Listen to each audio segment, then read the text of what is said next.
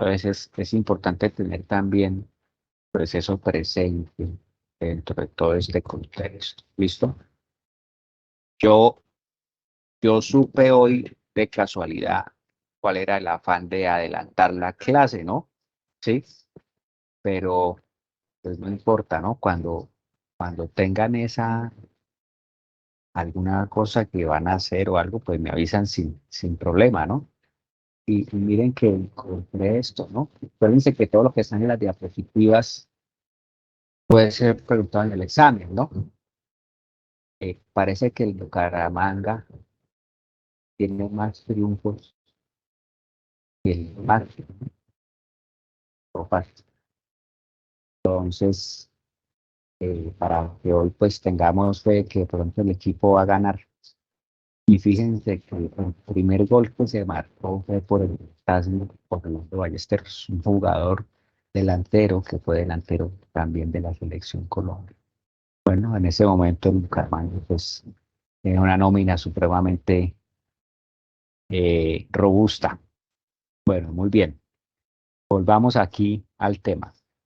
Entonces, eh, resulta que tienen esta posibilidad de descargar esta aplicación en donde están los tratamientos para las infecciones de transmisión sexual con su respectiva bibliografía. Bueno, entonces es un recurso que ustedes pueden utilizar en su teléfono, tiene las infecciones de transmisión más frecuentes y les sirve pues para sacarlos de un apuro frente a alguno de los casos o alguna duda o alguna inquietud frente a lo que se deba hacer, ¿no? ¿Sí? A lo que se deba hacer.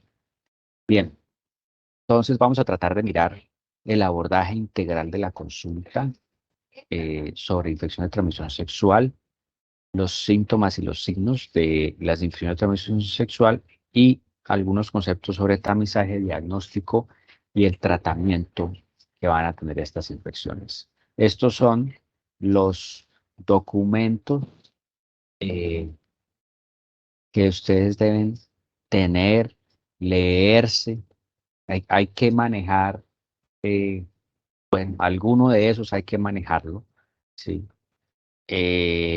Las guías de práctica clínica de 2013, aunque siguen, ya tienen ya varios años, eh, pues siguen siendo utilizadas. Bueno, siguen siendo utilizadas. Hay una actualización del año 2021, pero de la Organización Mundial de la Salud, esa no la publiqué acá, sobre el manejo sindrómico, perdón, en donde eh, lo importante es hacer el manejo de acuerdo a los síntomas y signos que tiene el paciente.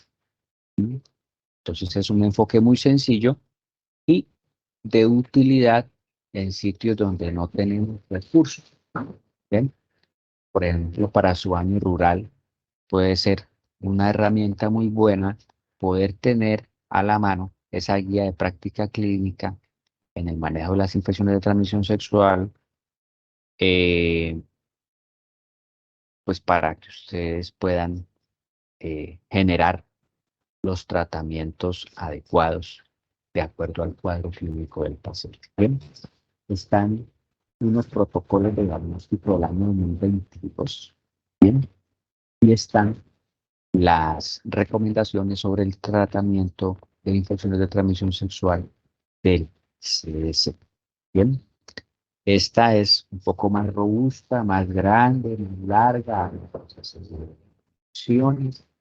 Bueno, sobre todo, por ejemplo, hay algunos apartes de las virales, como las hepatitis, ¿bien? En donde pues hay un abordaje ahí importante para poder eh, hacer el diagnóstico y el manejo de estas infecciones, ¿bien? Pero también muy importante, o sea, hay que tratar de que ustedes puedan tener esta información. Es muy fácil en internet, bueno, la pueden conseguir muy fácilmente para que las tengan en cuenta.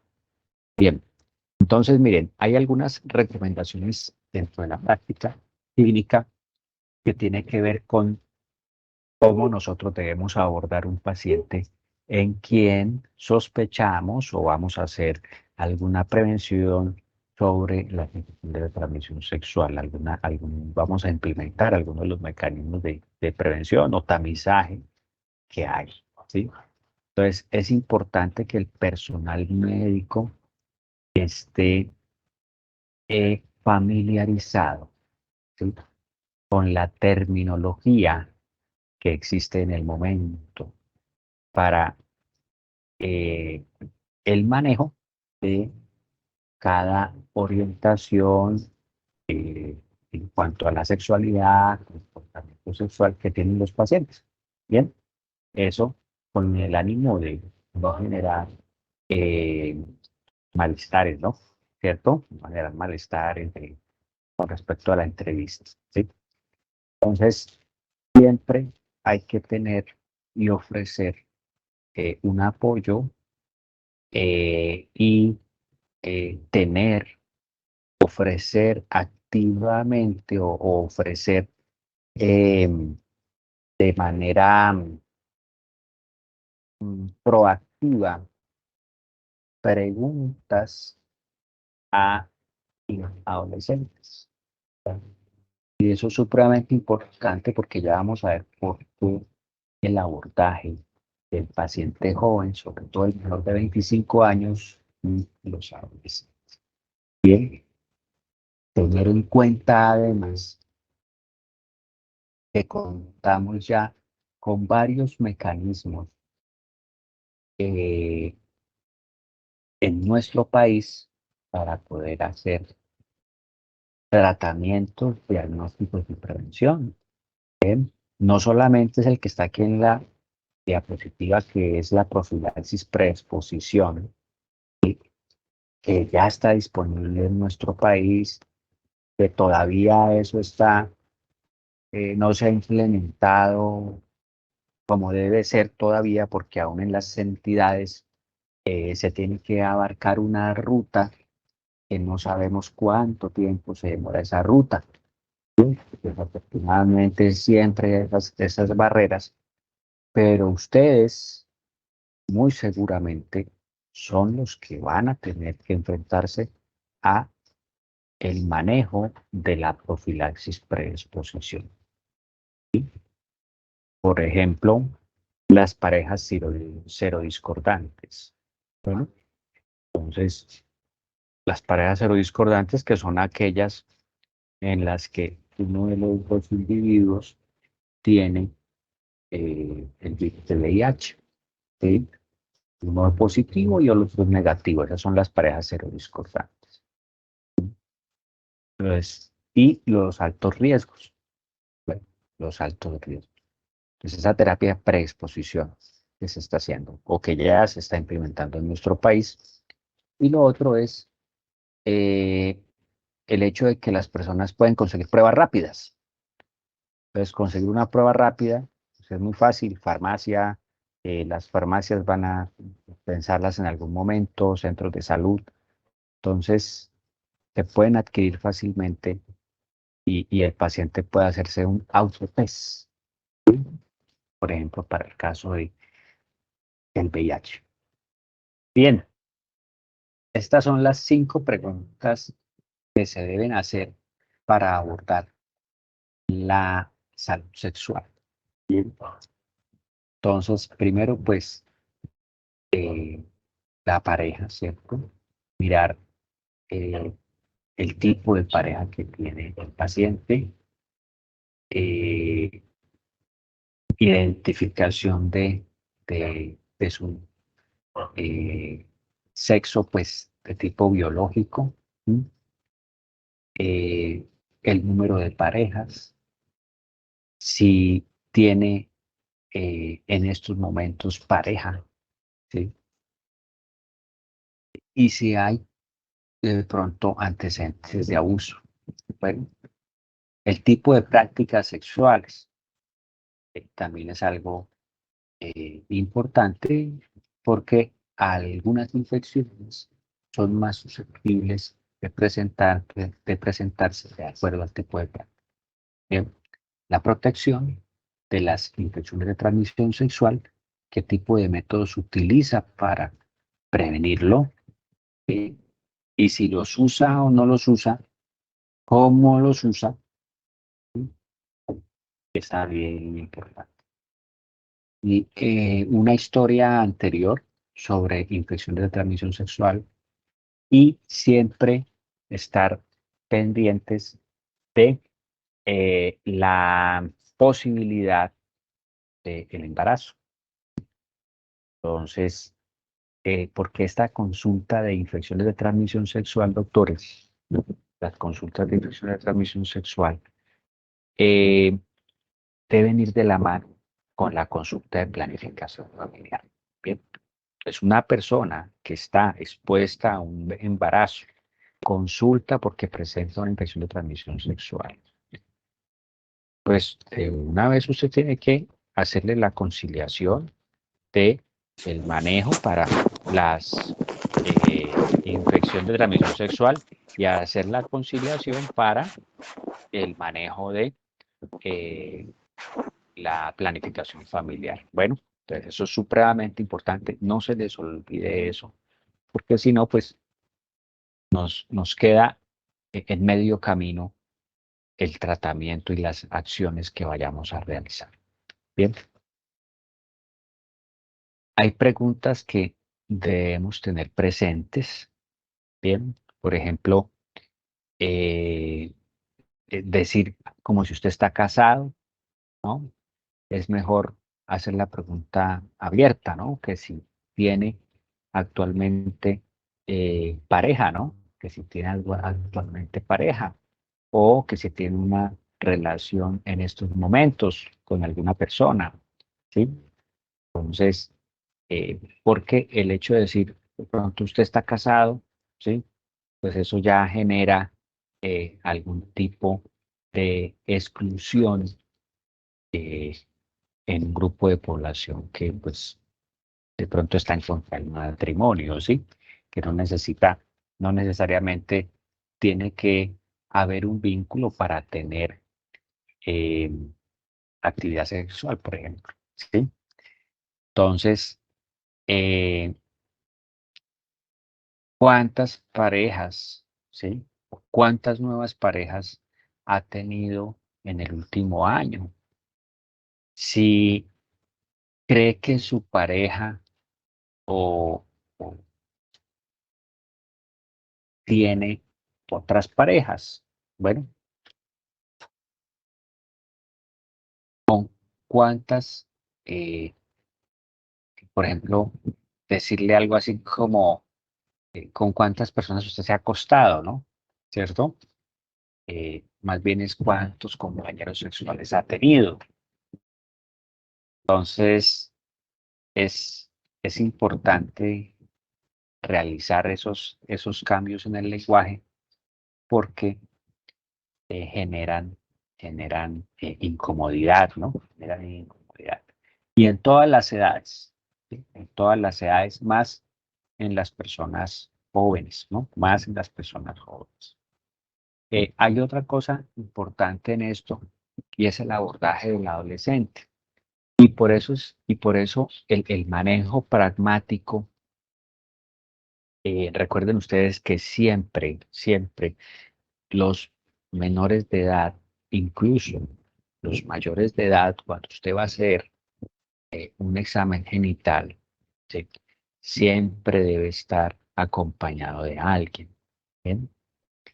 Y muchas veces amerita hacer una segunda visita o una segunda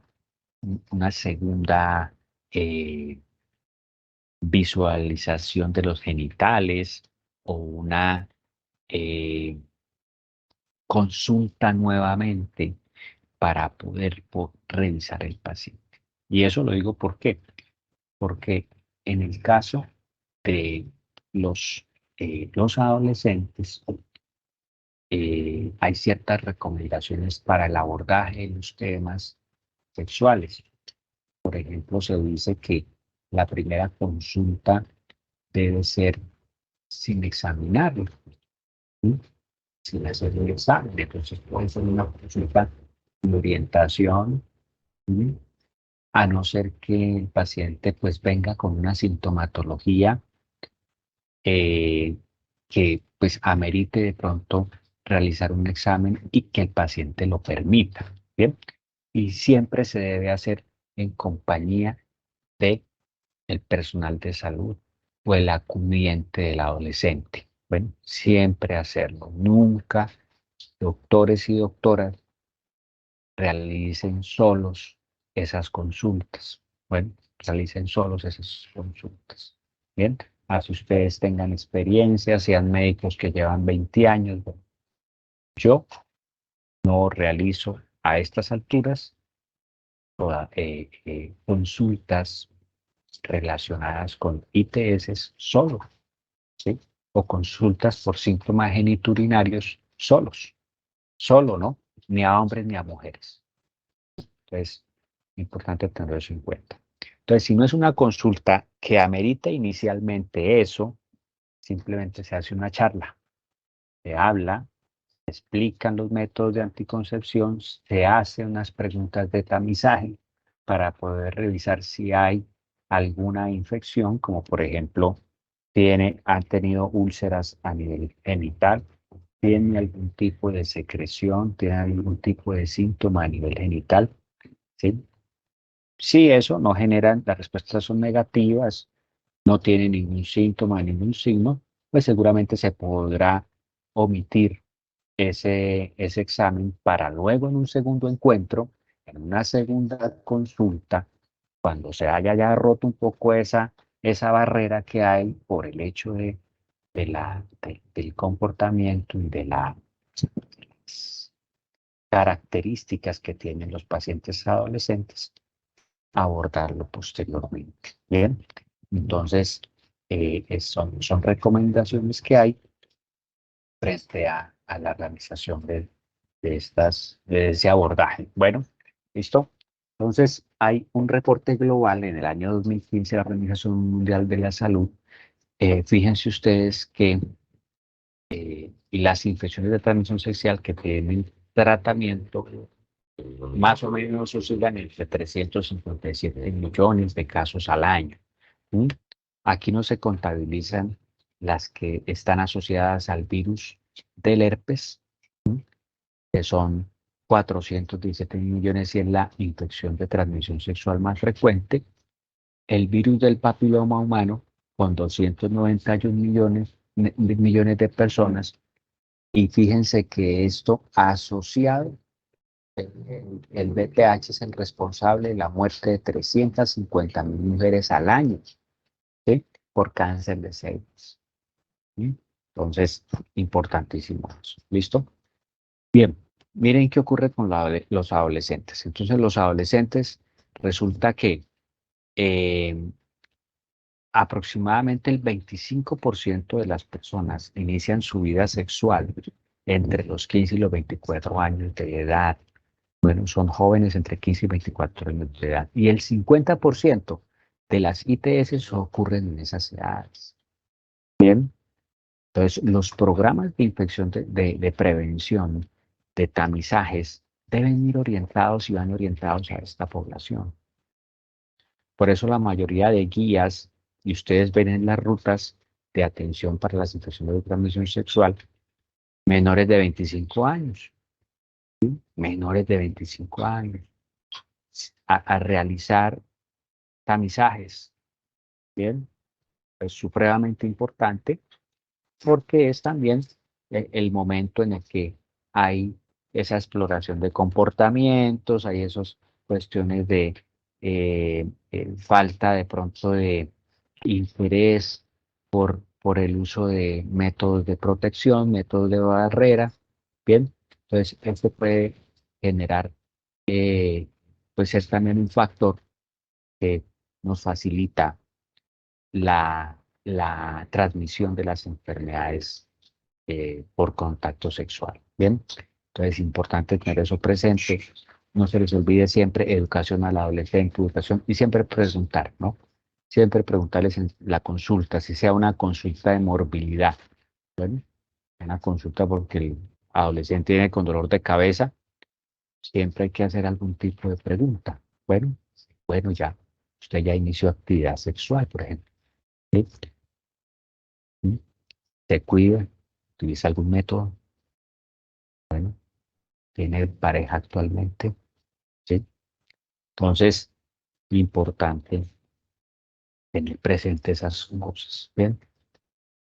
Entonces, tenemos unas características sintomáticas en las mujeres, sindromáticas o de síntomas en las mujeres de signos.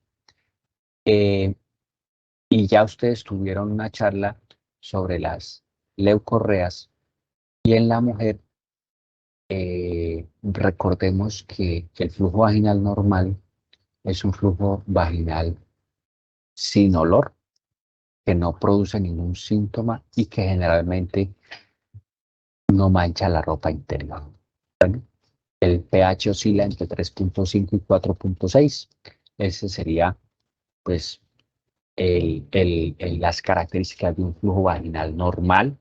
Bueno, y sobre todo una de las cosas importantes es, es que no es molesto para la mujer, ¿no? No es molesto para la mujer. Eh,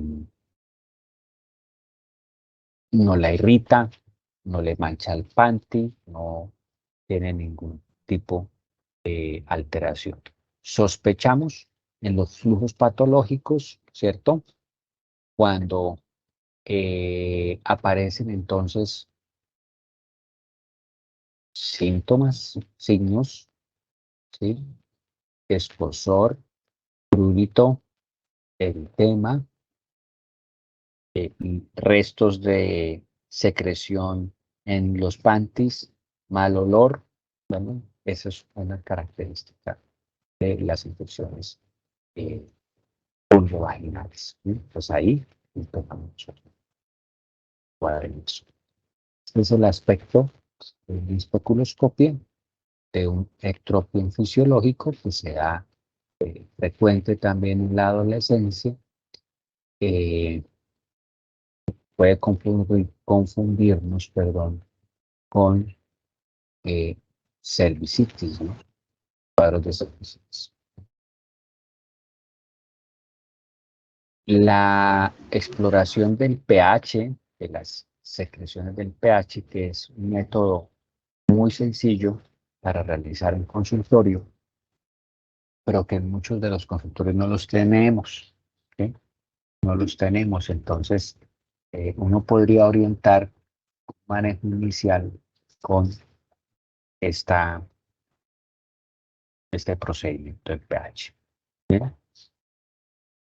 La secreción vaginal anormal, entonces, debe tener todas estas eh, diagnósticos diferenciales, pues, que sean o unas infecciones de transmisión sexual o alguna vaginosis bacteriana, cándidas, bien, causas de tipo no infeccioso, hormonales. ¿Sí? Entonces debemos tener presente todos estos cuadros que se pueden presentar. Bien, hay algunas características de algunos pacientes que tienen síntomas a nivel vaginal, eh, pero que el flujo pues es normal. Bien, pues por ejemplo, numerosas consultas, bien, cronicidad de los síntomas. Generalmente hay mujeres que consultan de manera repetida por flujo. Realmente los estudios salen bien, ¿vale? Hay que hacer un diagnóstico, pues claro, ordenar los exámenes pertinentes y demás, pero eh, son, son relativamente, perdón un momentico que se me va a apagar el computador, son relativamente motivos de consulta frecuentes, ¿sí? La paciente que acude por una leucorrea recurrente leucorrea recurrente o persistente que no tiene características patológicas y tiene un flujo abundante, pero es un flujo normal. ¿Sí? Entonces, también ahí tenemos que ser muy acuciosos con esto. Recuerden ustedes, por ejemplo, del tipo alérgico, ¿no? Pueden haber leucorreas de tipo alérgico, los pacientes con rinitis, problemas de rinitis, dermatitis, ¿sí? Así también eh, leucorreas por ese tipo de cosas. Entonces, mm, poder hacer esos diagnósticos diferenciales. En los niños también, en las niñas también es frecuente que hagan ese tipo de secreciones y hay que revisar muy bien y no generar alertas o cuestiones de pánico. Bueno, sí, eso es muy importante siempre, ¿no? Siempre.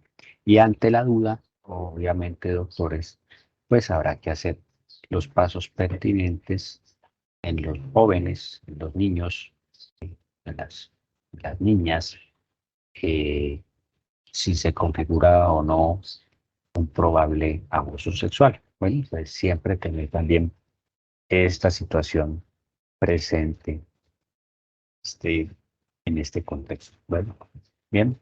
Entonces, esto es lo que se puede hacer en la exploración ginecológica, determinar el pH, hacer la prueba de olor, hacer un KOH, mirar si se pueden hacer cultivos que en algunas ocasiones pueden o no estar indicados y la citología cervical y no tiene una citología previa en el intervalo recomendado. ¿Listo?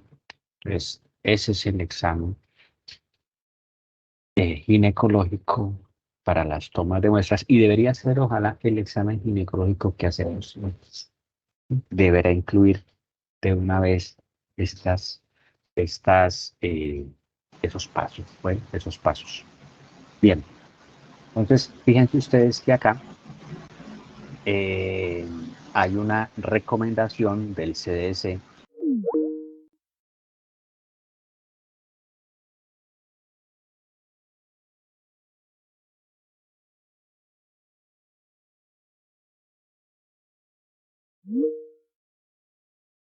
para las infecciones de transmisión sexual.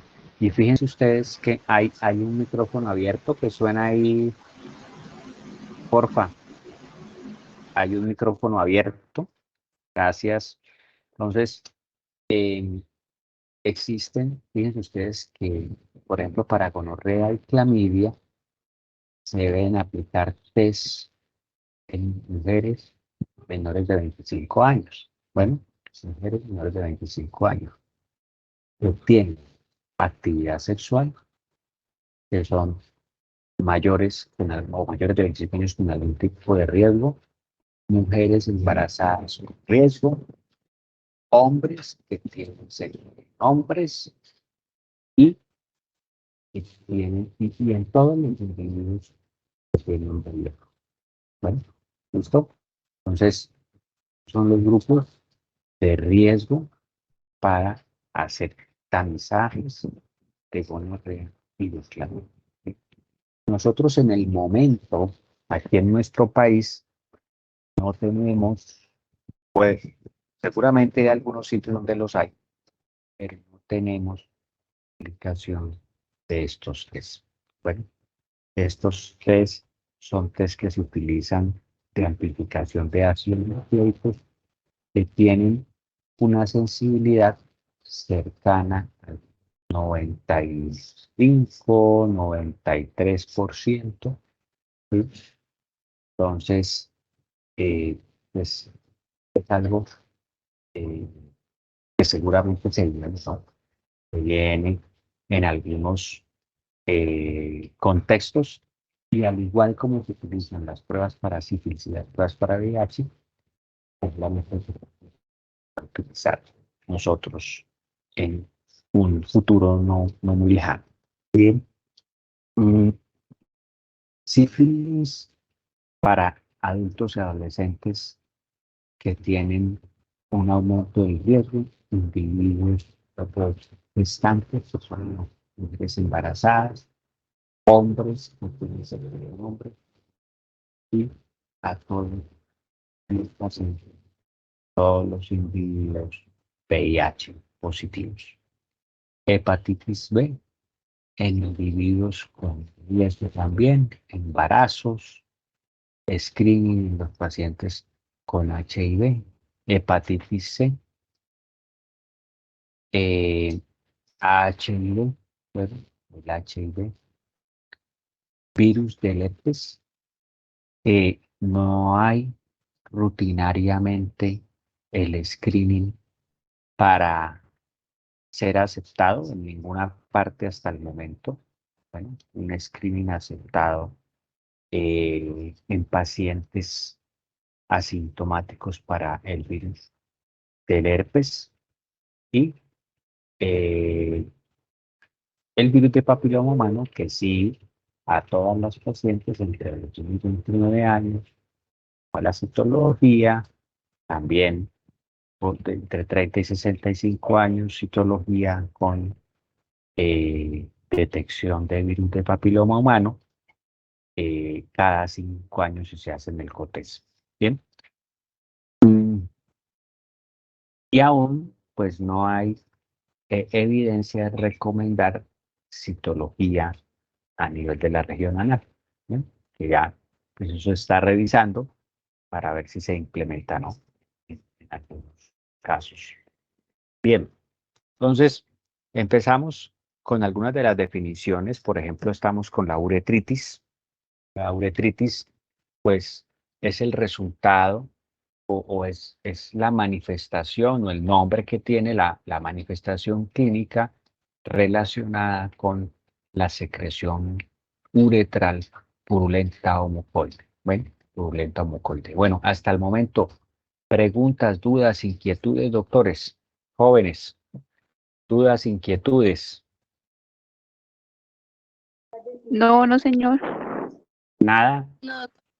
dudas, inquietudes, a ver, alguna cuestión que alguien quiera decir, que alguien quiera nombrar.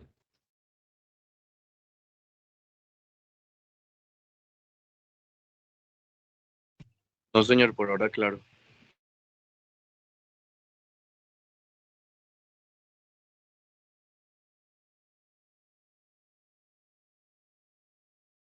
¿Alguna duda, alguna inquietud?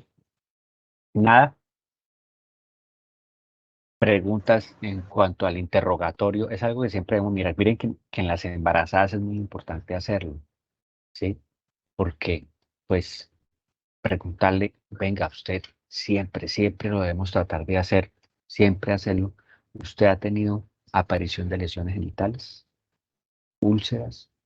Porque es que muchas de las lesiones se toman como normales o pasaron desapercibidas. Me dio una úlcera, me duró eh,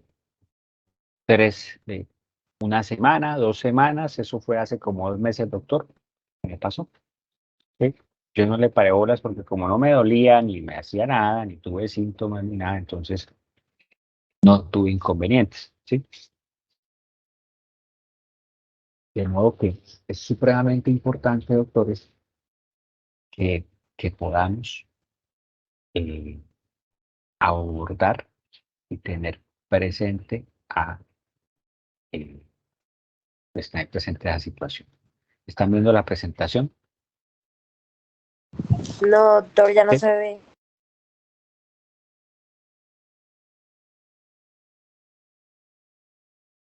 El tema de las ITS, es otro tema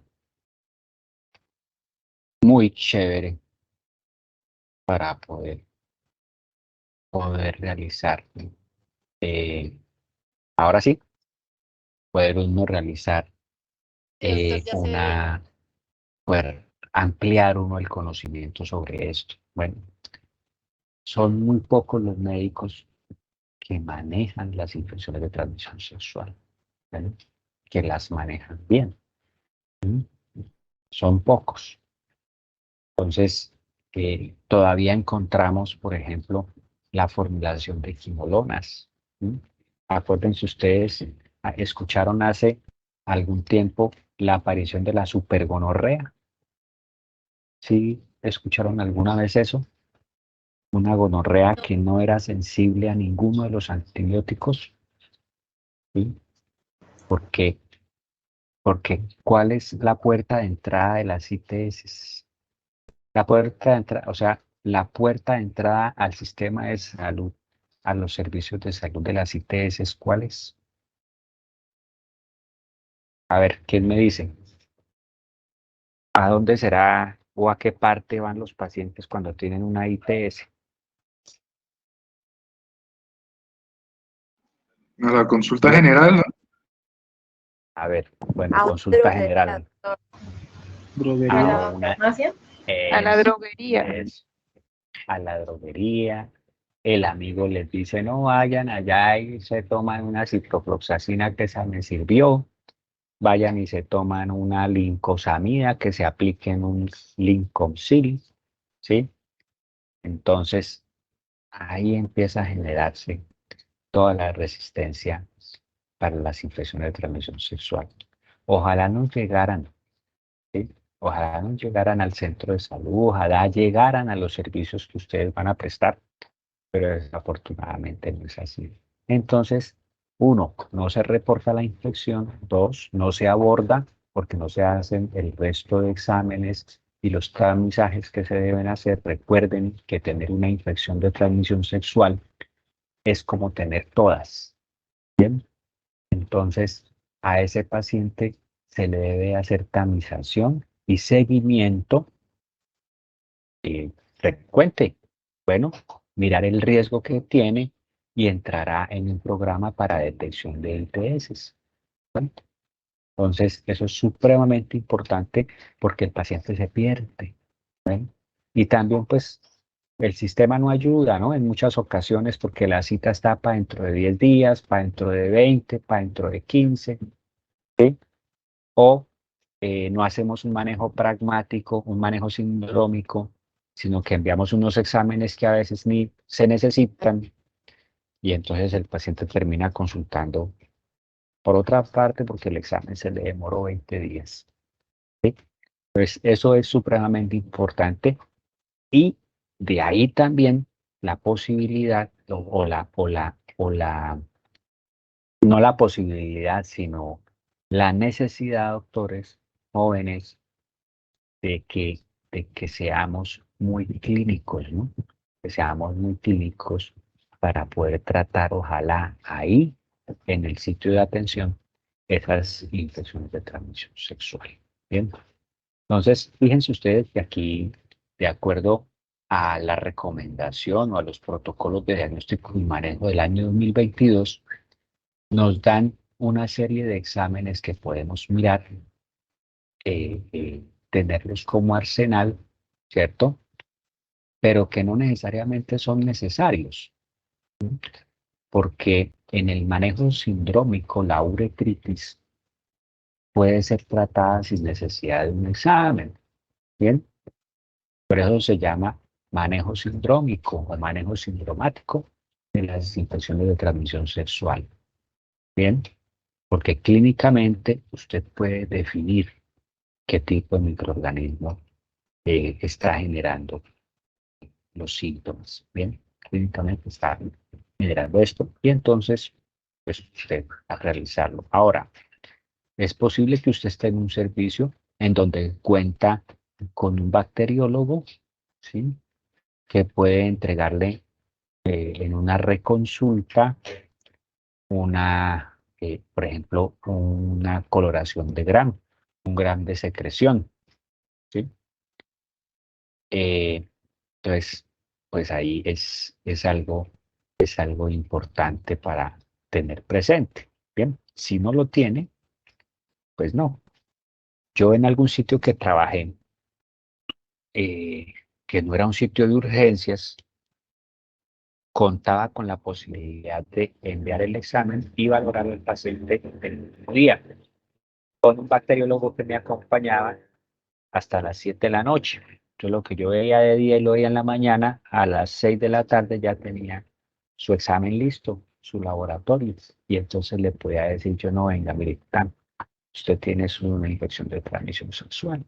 ¿Sí? Entonces, de una vez se le da el manejo. Y fíjense ustedes que en la guía nos dicen que una reacción leucocitaria con más de 5 polimorfonucleares por campo de alto poder, pues es positiva para la Neisseria gonorrea o para la clamidia. Bien, también hay otros microorganismos que pueden aparecernos eh, en estas muestras. Y tenemos otros exámenes de segundo o de tercer nivel. El protocolo me dice, bueno, tercer nivel, pero muy seguramente, doctores, muy seguramente vamos a contar.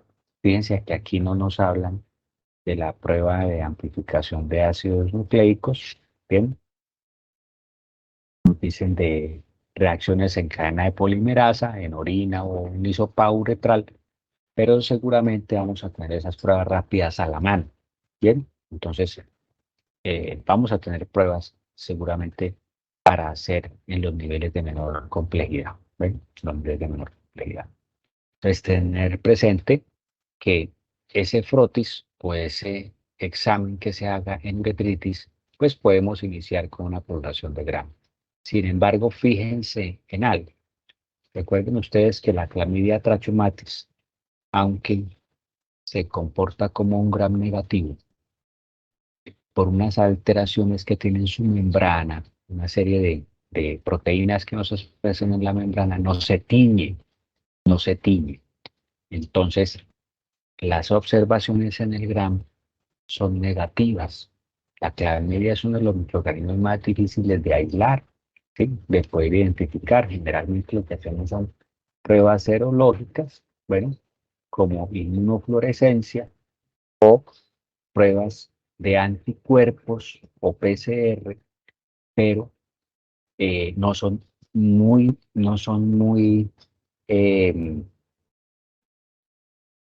son utilizadas pues con, con frecuencia en nuestro medio.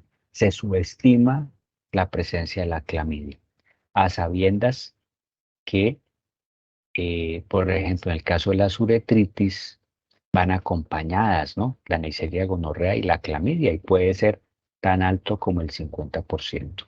Hay un estudio antioqueño en donde o encontraron que la clamidia estaba asociada con una prevalencia igual a lo que ocurre en los países industrializados o en los países desarrollados, porque se ha tenido siempre la idea de que la clamidia se presenta más en los países industrializados o países desarrollados, o sea, es una infección más de países industrializados que de países en vía de desarrollo, ¿sí? O países con ingresos bajos. Bueno, como lo quieran llamar, que eso ha cambiado en los últimos 10 años de nombre, ¿no? Pasamos de países pobres a países de medianos ingresos o países de bajos ingresos a países subdesarrollados o en vía de desarrollo. Bueno, eso ha tenido unos cambios ahí. Entonces, eh, resulta que la clamidia es difícil. Bueno, jóvenes, entonces se necesita una suspicacia clínica importante y lo otro es que ojalá tengamos pronto pruebas para poder hacer esa detección. Bueno, pruebas rápidas. ¿Ves? Eso no quiere decir que no la tratemos. Bueno, un porcentaje de pacientes con clamidia van a tener complicaciones como son la enfermedad pélvica inflamatoria. Bien, fíjense ustedes, vamos a hablar de la clamidia, ahondar un poquito más. Entonces, es la ITS más frecuente en los Estados Unidos y resulta que la mayoría de pacientes no tienen síntomas. Y parece que la transmisión se da por eso, ¿no? Los asintomáticos. ¿Bien? Lo mismo ocurre con el herpes. O sea, no necesariamente una persona tiene que tener una úlcera activa para poder transmitir el microorganismo. Bien, entonces eso se convierte en un problema y por eso la necesidad de hacer tamizaje en los menores de 25 años, por ejemplo. ¿Sí? En los menores de 25 años. Las pruebas de herpes, ¿por qué no? Entonces dirán ustedes, pero ¿por qué no se hacen los exámenes para herpes, no? ¿Por qué no se hacen? Bueno, no hay forma de poder determinar la actividad de la enfermedad, ¿sí? O sea, lo único que tenemos para saber que la enfermedad está activa es cuando el paciente tiene una úlcera genital, ¿sí? De resto, no podemos saber si con la inmunoglobulina M, con la inmunoglobulina G. ¿Sí? Entonces, a veces nos orienta, a veces no. De pronto, útil hacer tamizaje de virus del herpes en mujeres gestantes que tienen riesgo y que han tenido infección de transmisión sexual. Eso en aras o han tenido úlceras genitales, en aras de poder determinar si se inicia algún tipo de profilaxis previo al embarazo, al parto, perdón, previo al parto. Pero de resto, no hay como una indicación precisa. Miren ustedes que la mayoría de los casos de clamidia se dan en mujeres, ¿sí? Y el 50% se da en los hombres. Y que esa infección en este estudio, que es el que les estaba comentando de Medellín del año 2020, está publicado en la revista Biomédica, eh, tiene eh, esa, esa presentación, que es clínicamente indetectable. Bueno, indetectable.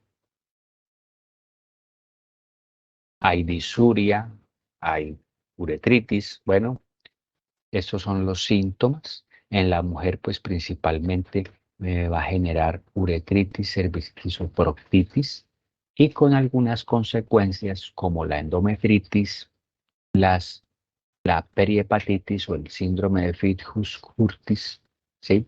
La salpingitis, la infertilidad y el embarazo ectópico, ¿no? Que son las consecuencias de las infecciones por clamidia. Pueden generar dolor pélvico crónico, enfermedad pélvica inflamatoria y también para la mayoría de las infecciones de transmisión sexual, incluidas obviamente la clamidia, pues un aumento en el riesgo de VIH cuando esta no es tratada. Y eso se da porque en los epitelios están lesionados, ¿no? Entonces, una infección de transmisión sexual que produce una inflamación a nivel epitelial en los genitales favorece el ingreso de alguno de los demás microorganismos. Y esto ocurre también con los abusos sexuales. Bueno, entonces, el abuso sexual que genera lesiones son episodios de actividad sexual en donde se hace más, hay más probabilidades de transmisión. Bueno, porque genera heridas, genera lesiones, pues es más probable que suceda y que ocurra esto. Bueno, la clamidia necesita de nuestras células para poder replicarse, ¿bien? Carece de peptidoglicano, por eso no se tiñe con la coloración de Gram. Y eso genera, pues, algo de dificultades en el diagnóstico. Este es el ciclo de vida de la clamidia. ¿Bien? Entonces, el microorganismo ingresa a la célula epitelial en donde se empieza a reproducir alrededor de 6 horas y ingresa como una estructura que se llama cuerpo elemental, ¿cierto? Cuerpo elemental. Ese cuerpo elemental empieza a tener unos cambios y se transforma en algo que se conoce como el cuerpo reticulado. ese cuerpo reticulado se empieza a multiplicarse, ¿sí? Dentro de una vacuola, dentro de una estructura que se desarrolla a nivel intracelular, que se llama eh, el cuerpo de inclusión o la inclusión, se replica y de allí más o menos a las 48 horas sigue, lesiona la célula y sale a contagiar o a contaminar el resto de estructuras del cuerpo. Bien, entonces así va pasando, va pasando, va pasando, y es ese cuerpo elemental, el infectante, ¿no? ¿Sí? El cuerpo elemental es el que logra infectar las células adyacentes, bueno, y transmitirse pues de persona a persona. Las tasas de infecciones entre parejas sexuales es de aproximadamente el 55%, es decir que y la pareja del compañero tiene clamidia, la probabilidad de la infección es de más o menos el 50%. ¿Bien? No todas las personas se contagian por tener una actividad sexual sin protección. Eso no quiere decir que no se deban proteger. Bien. Y por contacto sexual, la probabilidad de transmisión es del 10%. Bien. Entonces, no se conoce realmente cómo influye en la transmisión el contacto rectal o el contacto orofaríngeo. También puede producir de la mamá al bebé por la vía del parto, ocasionando neumonía en los niños. Y eh, la tasa de transmisión cuando la mamá no es tratada va alrededor del 50%. Estas son algunas de las manifestaciones clínicas jóvenes.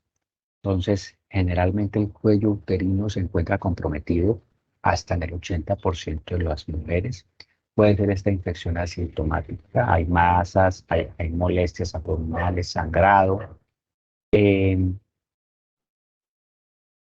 Hay también síntomas de uretritis que ya estábamos hablando, el síndrome de Fitchburg-Curtis, que se manifiesta como una perihepatitis con ictericia, dolor, ¿sí? Y el antecedente de un cuadro de dolor pélvico, la EPI, que puede desarrollarse en aproximadamente el 3% de las mujeres, y que de estas infecciones se genera una cicatriz a nivel tubárico que aumenta la probabilidad de embarazos ectópicos y dolor pélvico crónico. ¿Bien? Entonces, eh, es una causa importante de infertilidad hasta en el 20% de los casos que tienen estas infecciones de transmisión sexual. Bien, esta es pues cómo ocurre la vía de transmisión. Recordemos que hay una ascensión, asciende el microorganismo, va por vía vaginal, llega al útero y pasa hacia las trompas, hacia las otras estructuras, incluso puede afectar el peritoneo. Bien. La varanitis circinada, que es también una manifestación en el caso de el síndrome de Reiter, bueno, el síndrome de Reiter que produce signos sistémicos como artropatía, sinovitis, bueno, la sinovitis.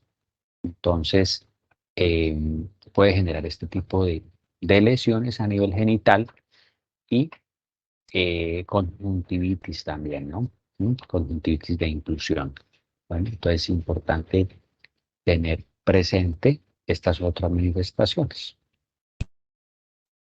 El tratamiento, en el caso de la uretritis, entonces va a depender del microorganismo que tengamos. Bien. Eh, Fíjense ustedes que para el caso de la Neisseria gonorrea, la población general, tenemos pacientes pues cuyo manejo es ceftriaxona, una ampolla de 1 gramo de dosis única. Sin embargo, hay recomendaciones en el CDC, por ejemplo, dependiendo de los kilos, ¿no? Entonces, si la persona pesa más de 150 o menos de 150 kilos, entonces si pesamos de 150, nos dicen que 500 miligramos, ¿no? De dosis única intramuscular de ceftriaxona, o si pesa más, una dosis de 1 gramo, ¿no? Entonces, es el medicamento que se debe usar para la miseria, bueno, ceftriaxona. En dado caso, se puede utilizar también la espectromicina, pero esta pues es difícil de conseguir. Para la clamidia, el manejo ideal es doxiciclina, 100 miligramos, una tableta cada 12 horas por 7 días. Entonces aquí tenemos unas alternativas para la mujer gestante. Recuerden que tenemos contraindicado el uso de doxiciclina, no utilizamos ceftriaxona tampoco, mejor hacemos tratamientos para estos casos con acitromicina o amoxicilina, ¿bien? Y otros medicamentos que hay. El manejo sindrómico de la uretritis es este, ¿bien? Grábense eso, porque ante la ausencia de métodos de detección fácilmente, pues no nos queda más sino hacer eso. Bueno, entonces el manejo es ceftriaxona, 1 gramo, dosis única intramuscular, y doxiciclina, una tabletica vía oral cada 12 horas por 7 días. Bien, entonces es el manejo sindrómico, que es lo que nos recomienda la guía. 150, eso para la guía del CDC, ¿no? 150. Sin embargo, para el protocolo colombiano, pues 1 gramo, ¿no? ¿Sí? 1 gramo intramuscular. Bien, vamos acá. Las parejas sexuales. Entonces, aquí es importante, doctores, que se traten las parejas sexuales de los últimos 60 días. Bien, de los últimos 60 días. Bien, entonces, revisar. Hay un tratamiento que se hace, que es un tratamiento empírico o un tratamiento expedito, se llama eso, un tratamiento expedito, en donde en algunas partes eh, se le administra a la pareja el antibiótico en su domicilio, o se le da a la pareja de contacto el antibiótico para que se lo dé a su pareja. Sin embargo, pues, bueno, viene todo el tema de que si se va a hacer, si no se va a hacer, o se contacta telefónicamente a ese paciente y se le da el tratamiento. Bueno, sin embargo, pues es importante siempre recalcar que estos pacientes ojalá deben siempre venir la pareja a la consulta, ¿no? Debe venir siempre la pareja a la consulta. Siempre hacer asesoría, consejería y educación frente a las infecciones de transmisión sexual. La Neisseria gonorrea, que es otra de las causales de uretritis y secreciones genitales, tiene una tasa de contagio mayor, bueno, que la clamidia. Eh, en Estados Unidos es la segunda infección más frecuente, aquí es la primera. Sin embargo, se convierte, también es un problema pues, de salud pública, ¿bien? Y recordemos que son los diplococos gram negativos que se aprecian bajo microscopio, y que este microorganismo tiene una serie de prolongaciones, unos pilis, ¿sí? De tipo 4 que se unen a las células epiteliales y favorecen la replicación y la adherencia, bueno, de este microorganismo. Por coito, sí, miren, fíjense ustedes, cuando el, el, el, el coito se realiza de manera vaginal, ¿sí? La tasa de transmisión es mayor. Acuérdense que hablábamos de clamidia, que aproximadamente era el 10%. Aquí ya es más, del 50 al 70%. ¿Sí? Del 50 al 70%. Entonces, importantísimo. Bueno, ¿sí? Y otra cosa importante también, eh, por razones de pronto de, eh, del medio, ¿cierto? La vagina se convierte en un sitio de cultivo, de crecimiento para los microorganismos por sus características anatómicas y demás. La mujer puede transmitir más fácilmente, ¿sí?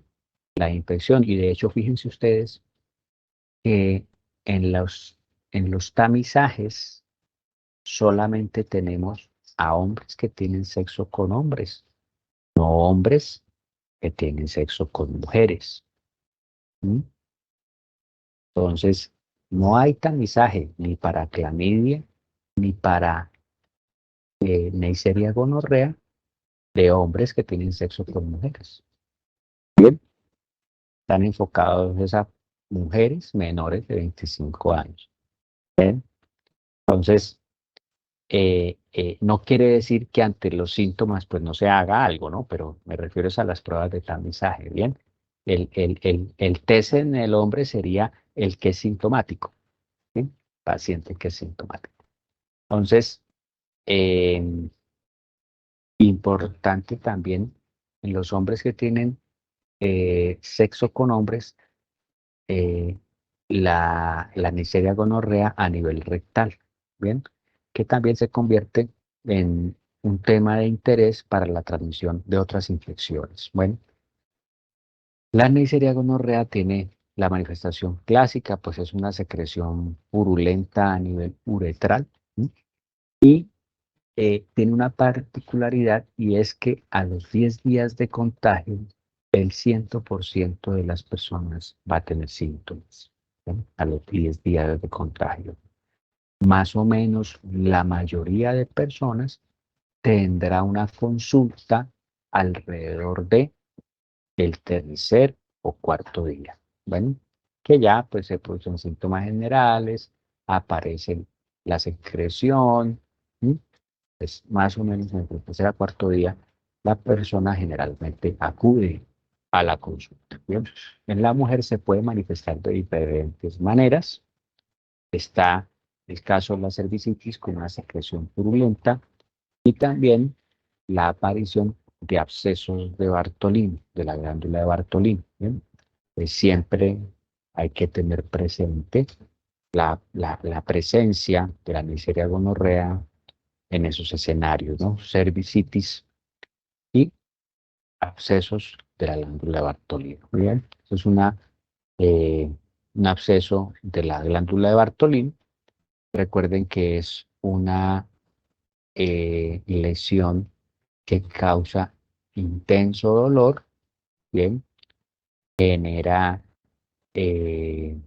incomodidad para caminar, síntomas generales y siempre pues las mujeres siempre debemos revisar muy bien esto.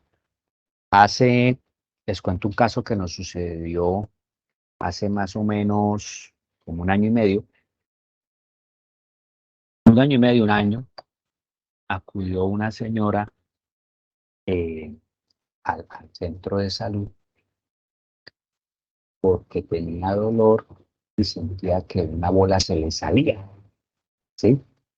Ese fue el síntoma de ella. Siento que una bola se me sale, doctor, y tengo dolor. Este dolor lo tengo hace 20 días y no fui por urgencias a uno de los hospitales de acá del, del y el doctor allá me examinó y lo que hizo fue decirme que sacara consulta externa porque lo que yo tenía era algo que tenían que operar y meterme, ¿sí? Entonces, viendo eso y viendo las características de la paciente, eh, y de por sí fue algo que la vimos, fue ahí fue como tal vez una señora que fue y no, venga, de una vez, por favor, que la revisen o que nos hagan el favor. Bueno, listo. ¿sí? Fue algo así la consulta. Resulta que tenía un absceso de la glándula y el absceso era tan grande que se extendía por toda la pared lateral y salía por introito, similar a lo que sucede acá, pero extendido, un poco más profundo, extendido por toda la pared. Creemos que era un absceso de la glándula de Bartolino, pero suponemos que quien la vio pensó que era un prolapso genital, ¿sí? Realmente, en un principio, quien la examinamos junto con el residente, y el residente nos dijo, parece, profe, más como un prolapso, ¿sí? Pero nos pusimos a mirar, palpamos un poco más de tranquilidad y la lesión estaba adherida a la pared. Bueno, generalmente un prolapso genera molestias, ¿sí? Por la masa, por la sensación de peso, pero no es común que haya dolor, ¿sí? Mientras que los síntomas inflamatorios de dolor, molestias, dificultades, sí son bastante incapacitantes en la mujer. ¿Bien? Entonces, ¿cuándo se da tratamiento ambulatorio? ¿Cuándo se da tratamiento intrahospitalario? Depende de las características, depende de los síntomas del paciente, depende de todos los hallazgos que ustedes ya conocen. ¿M? Entonces, si es una señora que tiene síntomas generales, está con signos de SIRS, pues requerirá seguramente un manejo intrahospitalario.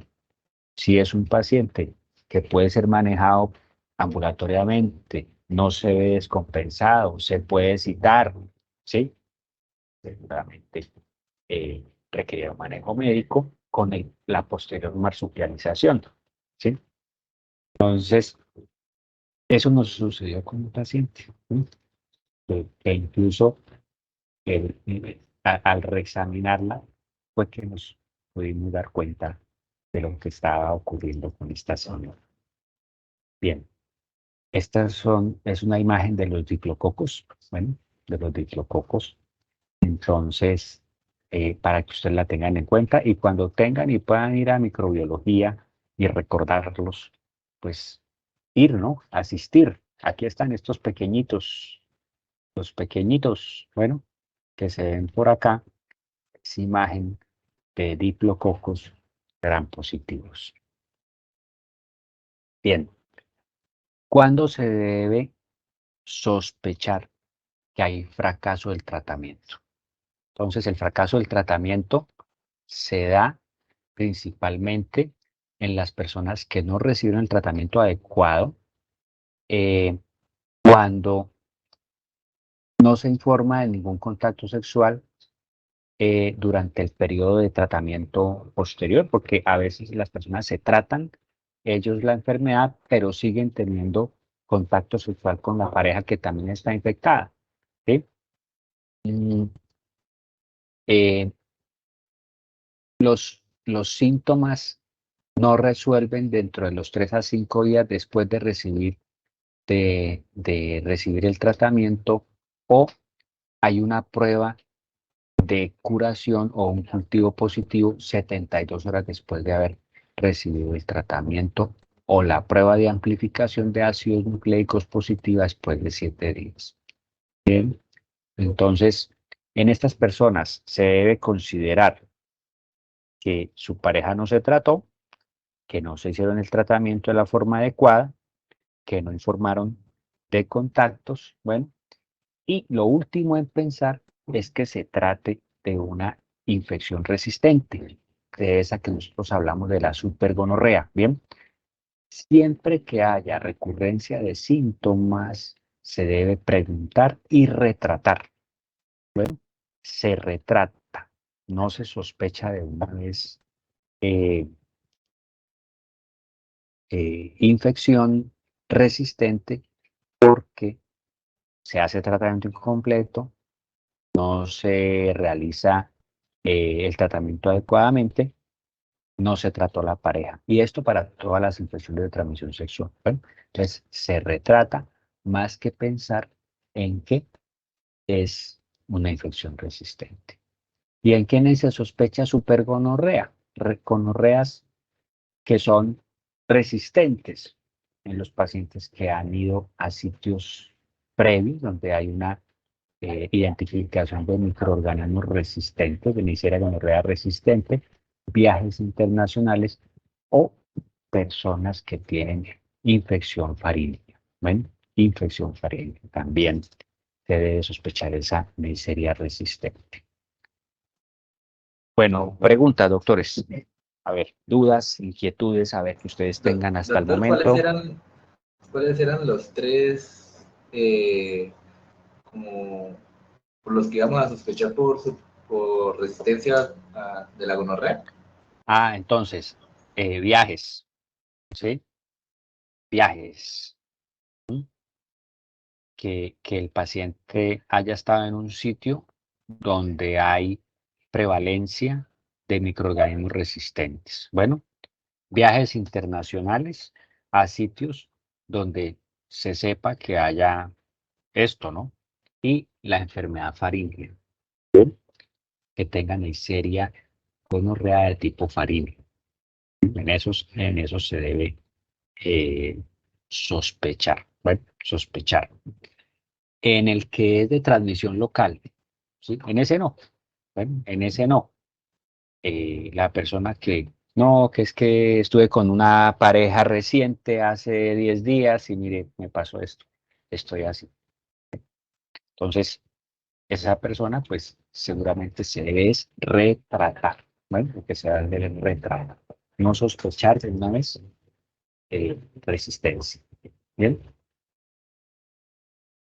Pues, en el caso de la úlcera genital, pues las úlceras genitales pueden ser dadas por diferentes microorganismos, donde están los herpes como los de mayor presentación, pero aparecen otros importantes, ¿no? Treponema pallidum, el Haemophilus ducreyi, sí, Klebsiella granulomatis, la lilia también puede producir úlceras genitales, principalmente. Vamos a explicar lo relacionado con el Treponema pallidum y el Haemophilus ducreyi, algo de allí. Bien, entonces la úlcera genital, que puede ser única, puede ser múltiple, localizadas en cualquier zona cercana de los genitales inclusive, bien, y que está asociada al contacto sexual. Entonces, por ejemplo, pueden aparecer lesiones en glúteos, ¿sí? Puede ocasionar eso, ¿bien?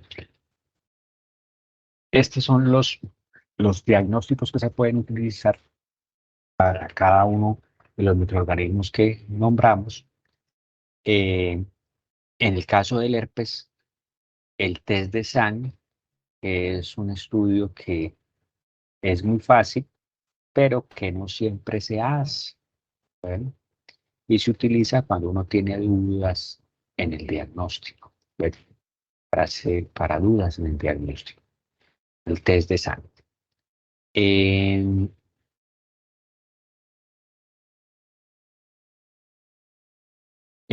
el caso del treponema pallidum, recordemos que la prueba treponémica y la prueba no treponémica, que son con los que contamos para la identificación, y se habla de prueba no treponémica de características del treponema pallidum, aquella que es mayor a 1 en 8 diluciones. Bueno, mayor a 1 en 8 diluciones.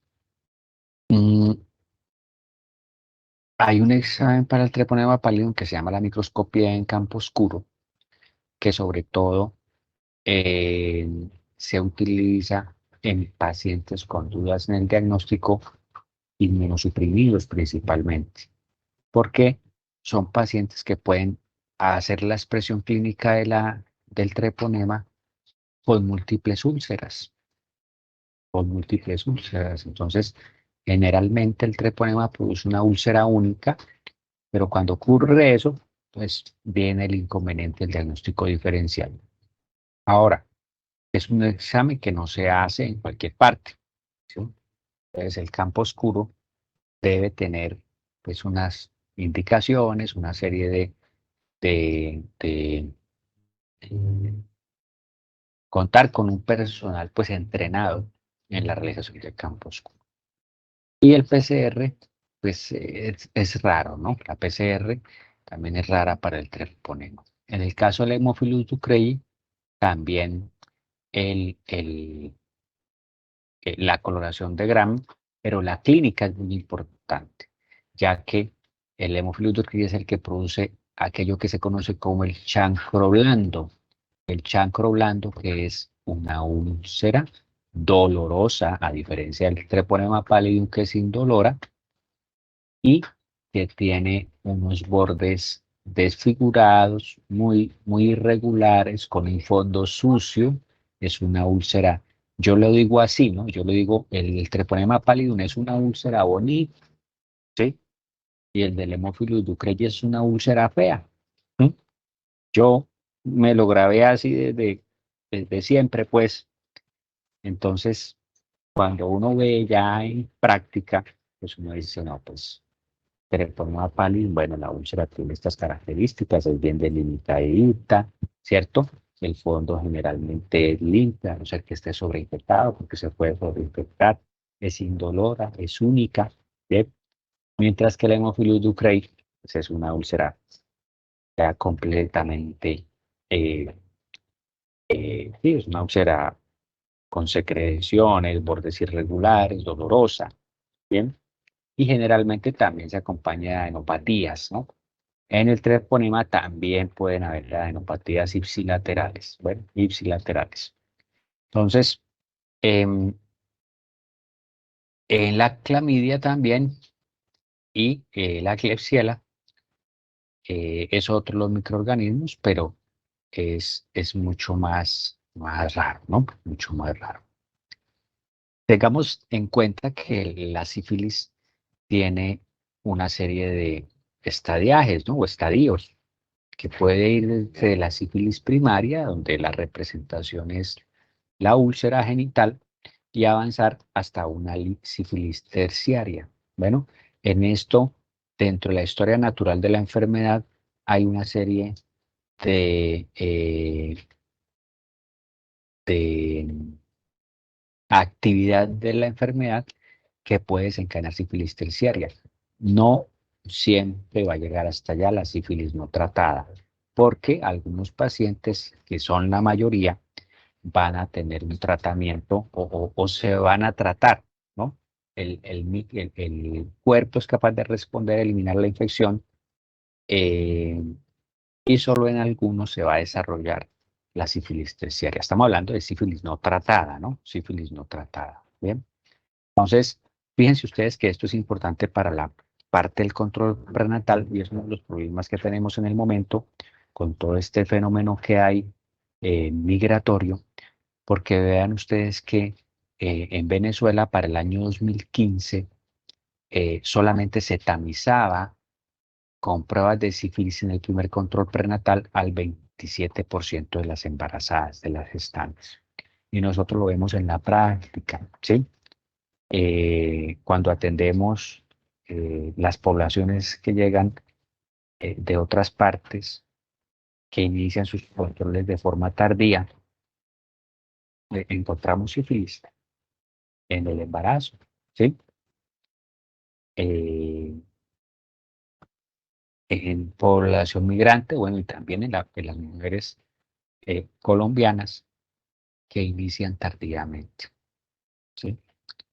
Pues eso es algo supremamente importante tener en cuenta esto en los controles. Y de ahí la importancia, jóvenes, que las pacientes que ustedes tengan con el primer control prenatal tengan un protocolo establecido en los sitios donde ustedes van a trabajar para la toma de los exámenes de tamizaje de ITS, como son la prueba rápida para sífilis y la prueba rápida para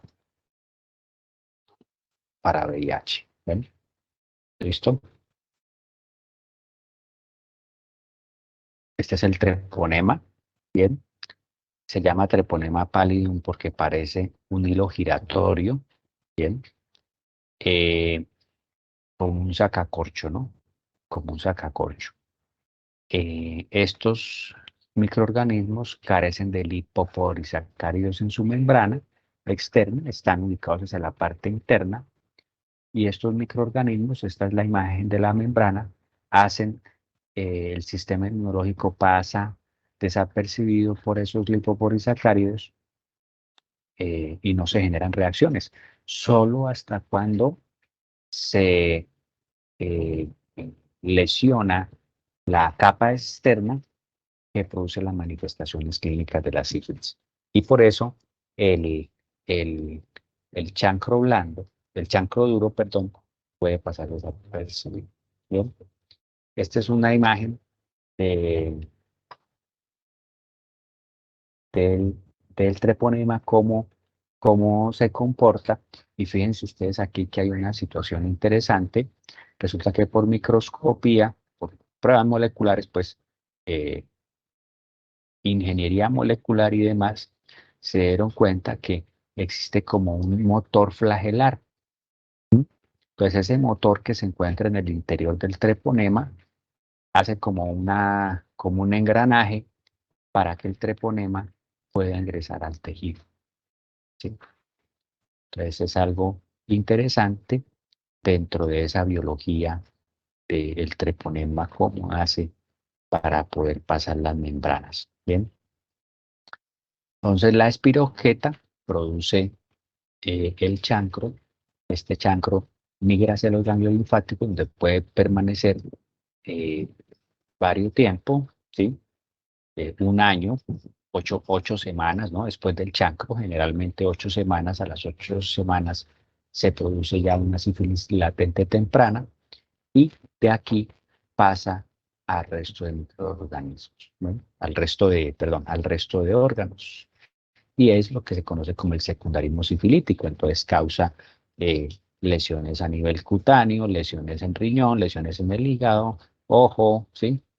Como consecuencia de esa expansión de la espiroqueta hacia otras estructuras. Bien, fíjense ustedes que cuando ocurre la sífilis secundaria y no se trata el chancro, la sífilis primaria, aparece una infección diseminada, que es la que se conoce principalmente o se caracteriza principalmente por un rash generalizado con linfadenopatías que, eh, eh, que se conoce como la roceola sifilítica, ¿no? Roceola sifilítica. En este momento, el treponema puede transmitirse.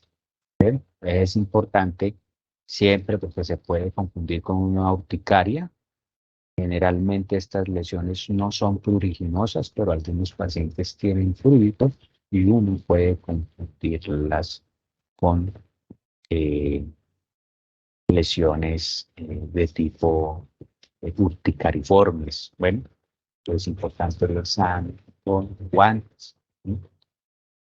El 72% de las sífilis latentes no van a tener complicaciones y solamente el 30% van a generar complicaciones en la sífilis como manifestaciones de sífilis terciaria. Esta es la historia de la enfermedad en cuanto al tiempo, como la línea de tiempo. El chancro el treponema puede tener una incubación entre 10 a 90 días. En la sífilis se deben tener contacto de las personas, de los compañeros sexuales del caso, de hasta 90 días. Bien, no hay para saber aquí en el caso de cuando son latentes, ¿sí? Porque puede ser hasta un año o 2 años anteriores, incluso de más tiempo, ¿no? Parejas sexuales de mayor tiempo atrás. Entonces, el chancro puede durar alrededor de 2 a 6 semanas, de 2 a 6 semanas, ¿sí? Y más o menos entre las 6 semanas a 6 meses puede aparecer esa roceola sifilítica, que es la manifestación más importante, más frecuente de la sífilis secundaria. Esto ocurre alrededor del año de contagio, bueno, alrededor del año de contagio. Bien, cuando llega al año, se produce otro cambio que es la sífilis latente, que es lo que sucede generalmente que nosotros detectamos a los pacientes con pruebas treponémicas o no treponémicas que son positivas. Bien, entonces aquí hay un espacio de tiempo indeterminado que pueden ser esa sífilis latente o una sífilis tardía. Y es por eso, por ejemplo, que en el caso de las gestantes se dice que es sífilis indeterminada, ¿no? Que no sabemos si es secundaria o si es sífilis latente o si es terciaria, no sabemos en qué fase está, a no ser que tenga algunas manifestaciones. Pues se tratan todas como sífilis latentes indeterminadas, ¿sí? Bien, pues esto pueden pasar aquí muchos años. Las complicaciones de la sífilis terciaria aproximadamente ocurren hacia los 20 o 30 años después de haber adquirido la infección. Estas son las manifestaciones clínicas, el chancro que puede aparecer en diferentes zonas, bien, y las diagnósticos diferenciales. Esto es una lesión por herpes, esto es una lesión por una enfermedad autoinmune, que es una enfermedad de Crohn, pero son lesiones pues muy típicas, ¿no? Sin embargo, el manejo pragmático para las infecciones de transmisión sexual, el manejo sindrómico para las infecciones de transmisión sexual, me dice lo siguiente, me dice, si usted cree que tiene un chancro sifilítico, ¿sí? Pues trátela con penicilina. Pero si usted no está eh, seguro de si es un chancro sifilítico o un chancro por Haemophilus ducreyi, entonces coloque acitromicina. Pero si usted tiene dudas, y no sabe si es eh, sifilítico por Haemophilus ducreyi y cree que puede ser un herpes, entonces dele aciclovir, ¿sí? Entonces la guía es amplia en ese aspecto. No quiere decir que a toda úlcera genital le vamos a dar las tres cosas. Adelante. ¿Y es alérgica a la penicilina, igual se le da acitromicina? Depende, ¿sí? Para los alérgicos a la penicilina, si no están embarazadas, se puede dar doxiciclina. Bien, en el caso de la sífilis primaria se puede dar doxiciclina. También en secundarismo, sífilis secundaria o indeterminada. Pero si está embarazada, el único manejo es la desensibilización, ¿sí? Desensibilizar, ¿sí? Es la única forma, porque la penicilina es la que ha demostrado que tiene efectos a nivel del feto, ¿sí? Reduce el riesgo de transmisión y trata de una vez la sífilis si el feto está teniendo algún tipo de afectación. Bien, las otras no. Hay algunos estudios con cefalosporinas que parecen ser prometedores, pero todavía no se están usando. Todavía no es una recomendación usar cefalosporinas de tercera generación para el manejo de la sífilis. Todavía no. Bien, este es el rash mucocutáneo de, de la sífilis, ¿no? ¿Sí? La roceola sifilítica. Puede coexistir un chancro sifilítico con el rash, ¿no? En ese transcurso de las 6, 8 semanas que me puede durar el rash, el chancro, puede aparecer también signos o manifestaciones de secundarismo. Bueno, la sífilis secundaria, donde hay pérdida de cabello, donde puede haber manifestaciones diferentes, bueno, las sífilis o lesiones en collarete, que pueden aparecer también en la sífilis. Estas fotos son de un caso que nosotros tuvimos, no, creo que la izquierda es un caso que tuvimos. También aparecen lesiones en los pies, los signos de alopecia en mordidas de ratón, los condilomas planos que se confunden con el condiloma acuminado, bueno, con los condilomas por BPH, pues requieren, por eso siempre hacer asociado eh, exámenes de tamizaje para el resto de infecciones, ¿no? ¿Sí? Ante un BPH hay que hacer exámenes de tamizaje para las otras IPS, ¿sí? Siempre, nunca olvidar eso, nunca olvidar eso. ¿Bien? La alopecia ciliar, ¿no? Entonces, que también es una cuestión importante, no solamente en sífilis, también en tuberculosis, en lepra, que se da la amputación de las cejas, y otras manifestaciones que pueden haber relacionadas con eh, las manifestaciones de sífilis secundaria. Entonces, por ejemplo, el tinnitus, ¿no? Los acúfenos, siempre hay que estudiarlos, ¿no? Con pruebas serológicas. Bien. La sífilis latente, que es la fase en donde las pruebas son reactivas, pero no hay manifestaciones. Eh, Eso no indica que esté inactiva la enfermedad. Bien. Entonces es importante tener eso en cuenta. Es difícil saber la fase de la sífilis en la que está. Si es latente temprana, latente tardía, porque eso requiere de unos criterios que difícilmente uno los puede hacer, ¿sí? Entonces, por ejemplo, los traigo a colación porque podemos encontrarnos en esos escenarios a veces, pero es difícil, ¿no? ¿Sí? Entonces, ¿cuándo se clasifica en latente temprana?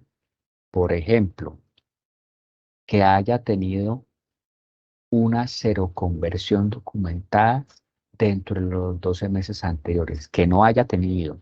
Se hizo una prueba serológica hace un año y salió negativa en octubre del año pasado y este octubre se la hace y le sale positivo. ¿Sí? Esa sería una sífilis temprana. Bueno, latente temprana. Que tenga un aumento sostenido de 4 veces o más en los títulos en los 12 meses anteriores, una persona previamente tratada, ¿sí? Entonces se trató, sus títulos de BDRL se redujeron, ¿sí? Pero después empieza otra vez a crecer, se reinfectó, ¿sí? Que tenga síntomas inequívocos de sífilis primaria o secundaria en los 12 meses anteriores, ¿sí? O que no haya tenido, ¿no? Que no haya tenido en los 12 meses anteriores signos de sífilis primaria o secundaria. Contacto en los 12 meses anteriores con una pareja sexual que tenía sífilis primaria, secundaria o latente no tratada. Puede ser otro contexto. Y pruebas treponémicas y no treponémicas reactivas documentadas y la única exposición posible ocurrió durante los 12 meses anteriores a esas pruebas. ¿Ve? Entonces, es difícil entrar en ese contexto, pero, por ejemplo, para un adolescente que está en un programa o una persona, adolescente o no, que está en un programa de salud sexual y reproductiva, y recuerden y acuérdense de estos muchachos, mujeres y hombres que están en los programas de planificación familiar, deben entrar en estos programas de tamizaje, esos no se nos pueden escapar. Bueno, esos tenemos que estar nosotros pilosos porque venga, hace 3 meses, hace 6 meses le hicimos una prueba, repitámosela. Siempre hay que indagar sobre las nuevas parejas, siempre, ¿sí? ¿Qué pasó? ¿Tiene una nueva pareja? ¿Continúa con su pareja anterior? ¿Qué ha sucedido? ¿Cómo va todo? Bueno, ¿cómo va su relación con su pareja? Bueno, es la manera de nosotros poder entrar y que nos cuenten ese tipo de cosas para poder tratar y poder detectar. la sífilis latente tardía. Entonces, esos son los pacientes que se van a sospechar, bueno, que tengan una prueba no treponémica y treponémica reactiva y sin diagnóstico previo de sífilis, que va a ser la mayoría, sin manifestaciones clínicas de sífilis y que no cumple con los criterios que hablamos de sífilis latente temprana. Bien. Sífilis terciaria, entonces, son ya complicaciones, ya el tratamiento que va a hacerse no va a generar un impacto sobre esas complicaciones. Por ejemplo, si hay aortitis, si hay lesiones gomosas en piel, lesiones vasculares, cardiovasculares, neurosífilis, ¿sí? Va a servir. No sé si ustedes recuerden, jóvenes, a las 6, a las 6. No sé si ustedes recuerden, jóvenes, recuérdenme si vimos la señora con la sospecha de sífilis terciaria.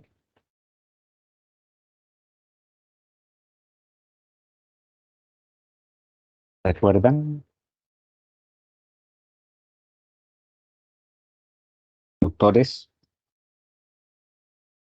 ¿Se acuerdan ustedes de una señora que vimos con sospecha de sífilis terciaria?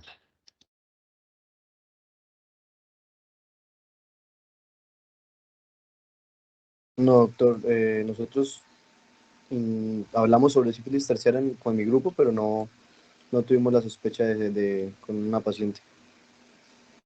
A ver, estuvimos con uno de ustedes haciendo una consulta. A ver, acuérdense, una señora que le hicimos un perfil inmunológico por unos síntomas generales.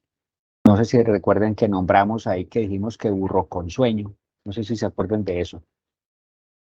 ¿Se acuerdan que dijimos en algún momento burro con sueño? Es un dicho por ahí que hay. ¿No se acuerdan, doctores? La vimos este semestre.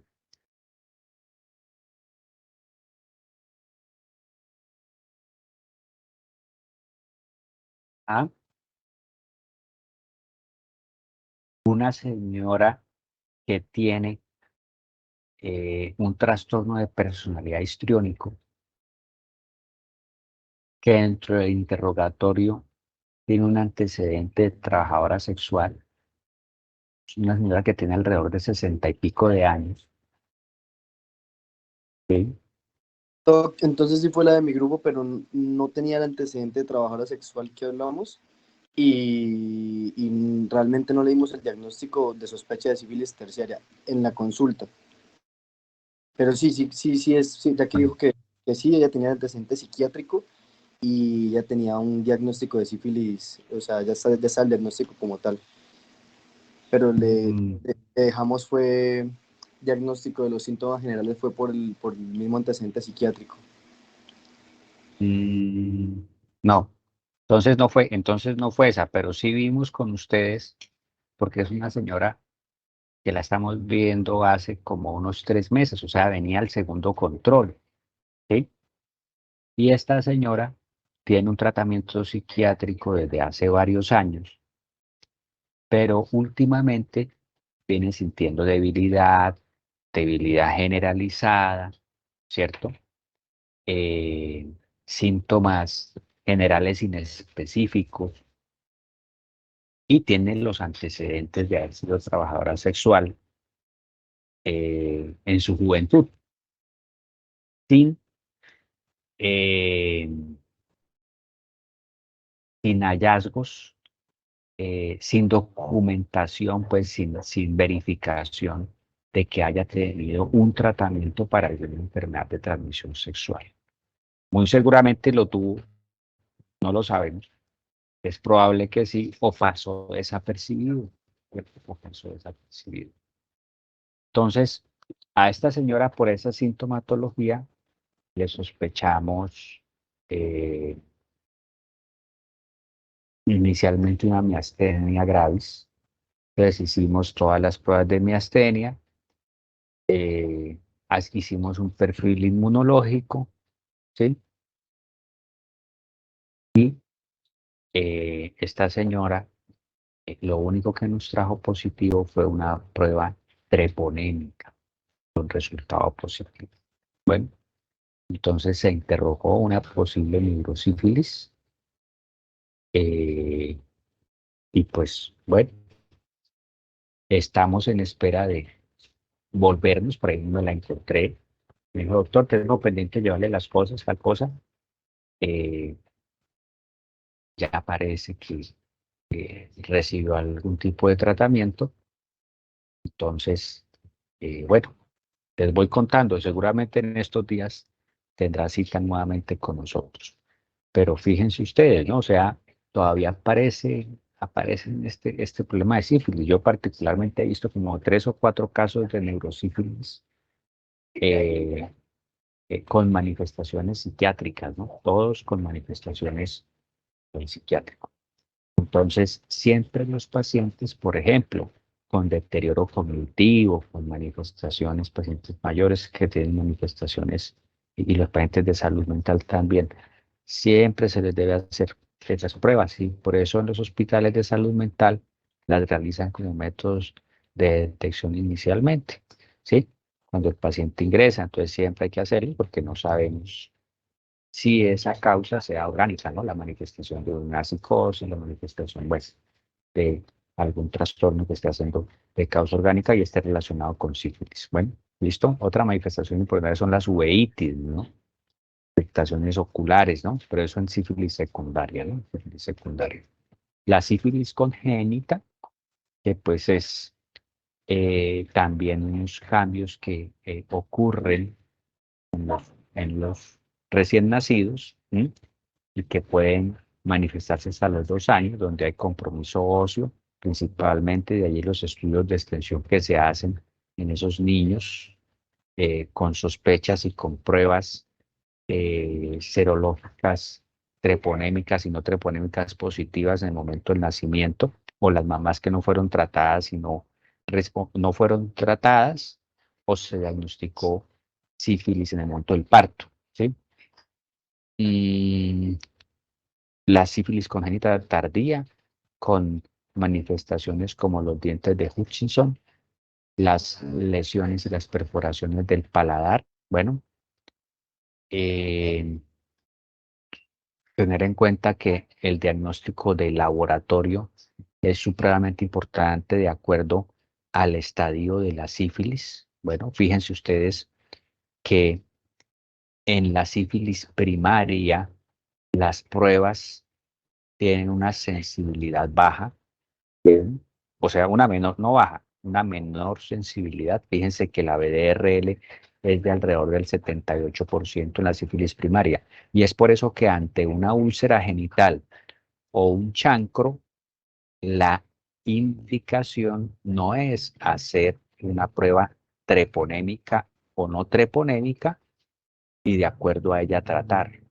bueno, en la sífilis primaria. ¿Listo? Pero fíjense ustedes que en la sífilis secundaria la sensibilidad de las pruebas es del 100%. ¿Bien?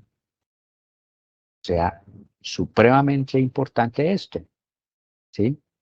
Porque en la sífilis primaria no. Entonces usted puede encontrarse con un chancro, le pide la serología, le sale negativo y no lo trata y se le pasó.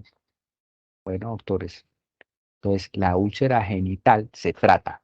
Bueno, el manejo es el tratamiento. Y usted hará un seguimiento posterior. Puede tomar una BDRL, pero independientemente del resultado, usted debe dar un tratamiento. ¿Listo? De acuerdo a las características clínicas. O es un chancro, o es un chancro duro, blando, o es un herpes. Bien. Y fíjense ustedes que en la tardía también. Entonces los casos de neurosífilis empiezan a volverse negativos, porque acuérdense que les decía las manifestaciones de sífilis tardía, las manifestaciones ocurren alrededor de los 30 años, por allá. ¿Sí?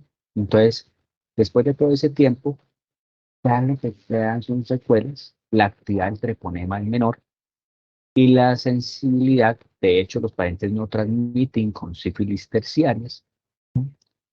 La sensibilidad es menor, incluso podemos encontrarnos frente a frente a simplemente complicaciones, ¿no? Frente a complicaciones. Bueno, entonces, eso es supremamente importante. Bueno, hay diferentes maneras de hacer la tamización, sea con pruebas cuantitativas como el BDRL. Bueno, entonces el BDRL no se informa como positivo o negativo, debe decirle el número de ilusiones y si es reactiva o no. Bueno, debe decir reactiva o no reactiva. Entonces, ante una prueba negativa de BDRL, que es la que nosotros usamos acá, pues es negativo, no hay evidencia de sífilis. ¿Listo? Si la prueba es positiva, entonces, si la prueba es positiva, pues muy seguramente, y está en un rango de positividad para treponema pallidum, seguramente lo que tiene el paciente es eso, ¿no? Una sífilis. Podemos tener casos en los que el paciente la prueba sea negativa y tenga sífilis. A eso se le conoce como el fenómeno prosona, ¿sí? El fenómeno prosona. Ese fenómeno prosona está relacionado con el aumento de el treponema, que no permite la reacción de la prueba de la BDRL, entonces el resultado da negativo, ¿sí? Entonces, algo así como lo que ocurre en sepsis, ¿no? Hay tanta producción de inmunoglobulinas, ¿sí?, que se bloquea la acción de los neutrófilos en sepsis, ¿sí? Entonces usted dice, pero ¿por qué no hay neutrófilos? ¿Por qué no hay respuesta favorable a la infección? ¿Sí? Y resulta que están bloqueados por la misma respuesta inmune, bloquea esa respuesta, ¿no? Es un fenómeno ahí paradójico que hay.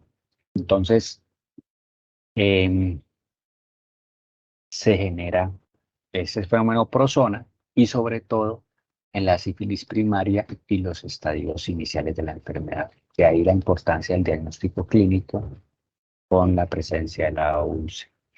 Bueno, ¿listo? Entonces, los exámenes para los pacientes con úlcera genital ya los habíamos hablado. Bien, habíamos hablado de esto. Y el tratamiento, ¿cierto? Entonces, aquí me decían treponema pálido, entonces penicilina benzatínica, si es una paciente en dosis única para una sífilis primaria o temprana, ¿no? Sífilis primaria o latente temprana, la dosis única pues, es útil. Si es alérgica a la penicilina, doxiciclina por 14 días, 100 miligramos. En la embarazada, la alternativa, en el caso de la penicilina, la alergia se debe desensibilizar. No hay alternativa en la embarazada. Bueno, ¿sí? En la embarazada. En las personas que tienen VIH, ¿sí? Las personas que tienen VIH, igual el esquema del tratamiento es el mismo para cada una de las sífilis, pero hay situaciones en los que hay una demora, ¿no? Entonces el seguimiento en ellos se puede extender hasta un año o más, ¿no? Anualmente realizar controles. Los controles son 3, 6, 9, ¿sí? Pero puede hacerse 3, 6, 9, 12. ¿Sí? En algunos pacientes como las gestantes puede hacerse incluso antes de los 3 meses porque necesitamos ver la conversión rápida de los ciclos. ¿Sí?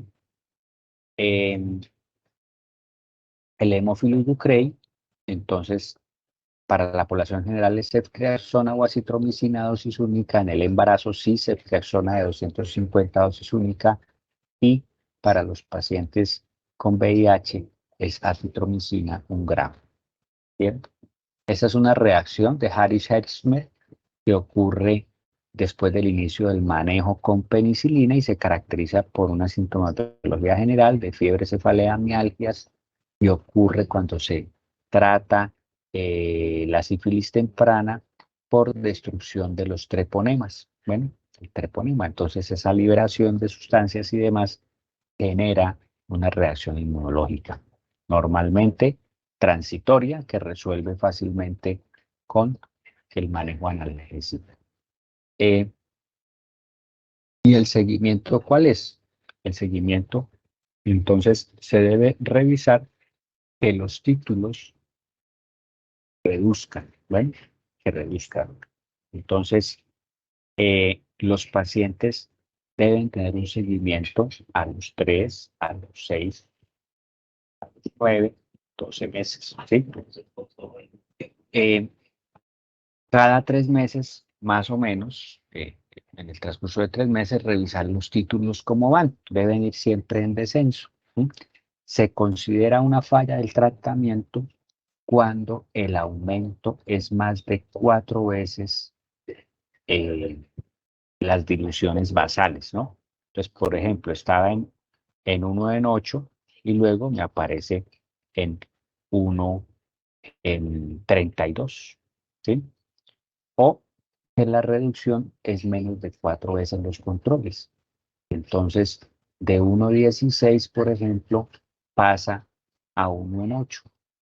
Debería haber bajado hasta 1 en 4, por lo menos, para decir que está respondiendo al tratamiento. ¿Bien?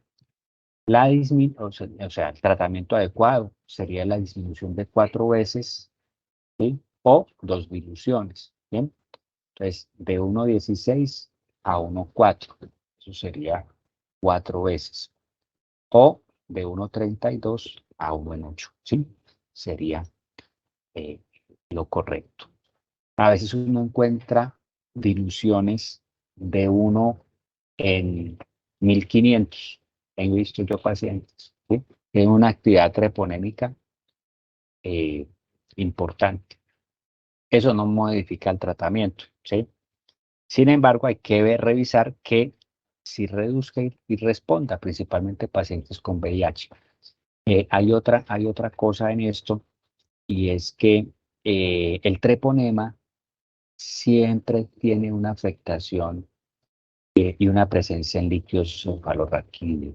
Hasta el 50% de los pacientes con sífilis primaria tienen treponemas en líquidos cefalorraquídeos. ¿Bien? Entonces, la no disminución de las pruebas ante un tratamiento adecuado también me debe hacer sospechar en que hay afectación neurológica. ¿Mm? Entonces, esa no respuesta me lleva a hacer otras cosas, como por ejemplo, una punción lumbar, ¿sí? Pero al cabo del seguimiento, ¿no? De acuerdo al seguimiento, ¿sí? Hasta el momento, pues no hay sífilis resistente, bueno, y el treponema no es un microorganismo que se pueda cultivar, pues nunca vayan a pedir cultivo, ¿sí? Cultivo para treponema, ¿no? No sé, no, es un microorganismo de difícil manejo para el cultivo, ¿bien? Los pacientes VIH pueden ser monitorizados más frecuentemente, entonces ahí estamos hablando del 3, 6, 9, 2. Esto es un ejemplo de cómo puede ser el seguimiento. El incremento del doble sería de 2 diluciones, ¿no? Sería de 1,16 a 1,32. El incremento de 4 diluciones sería de 1 en 8 a 1 en 32. Y el incremento de 8 diluciones sería de 1 en 4 a 1 en 32, ¿cierto? Esas son situaciones que me pueden indicar una falla en el tratamiento. La reducción en 2 diluciones, entonces de 1 en 32 al doble, ¿no? O sea, 1 en 16, en 4 diluciones sería a 1 en 8 y en 8 diluciones a 1 en 4. ¿Listo? Cuando hablamos en las 4 diluciones, ¿sí? Estamos hablando de una de un tratamiento adecuado, ¿no? De un tratamiento adecuado para el caso del treponema. La reinfección. Entonces, siempre se habla de reinfección cuando los síntomas persisten, cuando presentan nuevos síntomas, ¿sí? Las pruebas serológicas muestran aumento sostenido, ¿sí? De 4 veces o más de títulos no treponímicos que persisten durante más de 2 semanas. Cualquiera de las situaciones, siempre se debe realizar VIH, ¿sí? A menos que se sepa que la persona está diagnosticada. Evaluar la posibilidad de realizar una punción lumbar si hay manifestaciones neurológicas o no hay exposiciones sexuales recientes en los últimos 3 meses anteriores al tratamiento y la persona no mejora en las diluciones, ¿cierto? Pues siempre estar pendiente de esto. ¿Listo? El tratamiento, pues ya sabemos que en la sífilis temprana es de 2.400.000 dosis única, ¿sí? Y en la sífilis secundaria 2.400.000 intramuscular semanales por 3 semanas. Bueno, la respuesta serológica es inadecuada, entonces hay personas que se mantienen después del tratamiento en títulos no treponémicos, o sea, es decir, por debajo de un buen 8. Esas personas deben continuar un seguimiento, ¿bien? Y algunas no vuelven nunca a tener una serología no reactiva, ¿sí? Pueden persistir. A esos pacientes se les conoce como los pacientes serofaz, ¿sí? Los pacientes serofaz. Esos pacientes serofaz mantienen títulos no treponémicos, pero ya están tratados. Se deben a unos fenómenos inmunológicos que todavía no se han dilucidado muy bien cuál es esa causa. Algunos que tuvieron títulos altos al inicio del diagnóstico, se recomienda tratar nuevamente, ¿sí? Si esos títulos no disminuyeron por lo menos 4 veces y si en algún momento la persona pues tiene otras manifestaciones, ¿no? Manifestaciones neurológicas y demás. Estos son los serofas. Bueno, la falta de seroconversión que termina siendo pues un inconveniente en cuanto a los manejos, sobre todo en las mujeres gestantes, porque la guía dice siempre que tengan algún título positivo debe ser tratado independientemente de los valores de BDRL, ¿no? ¿Sí? Eso sucede con la guía de sífilis, importante que la vean, la guía de sífilis o las recomendaciones del Instituto Nacional de Salud en la gestante. ¿Listo? En la terapia expedita o la terapia serenada de pareja no se recomienda en la sífilis. ¿Listo? No se recomienda. Lo que se hace es que los contactos acudan a los servicios para mirar a ver si sí hay infección o no y hacer los estudios pertinentes. Bueno, listo. Este es el herpes genital. Ya pues en aras de tiempo, doctores, creo que dejamos ahí. Después continuamos. Yo les paso también las diapositivas para que ustedes pues terminen sus lecturas y demás. Bueno, doctores, preguntas, dudas, inquietudes. A ver.